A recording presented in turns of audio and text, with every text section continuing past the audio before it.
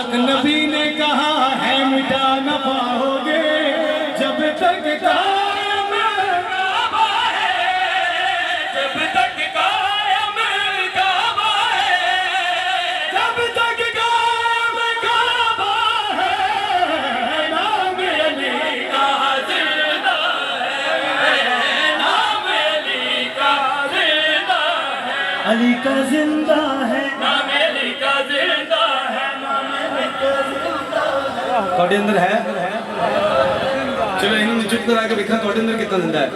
नाम अली का जिंदा है, नाम अली का जिंदा है, नाम अली का जिंदा है। हर वक्त जो आदम की शरीयत से बड़ा है, शरीयत से बड़ा है, हर वक्त जो आदम की शरीयत से बड़ा है, उस बाप का बेटा है तो क्यों ठोक रहा है। लिखा है जिसके टुकड़ों पे जमाने में तेरा पन्ना लिखा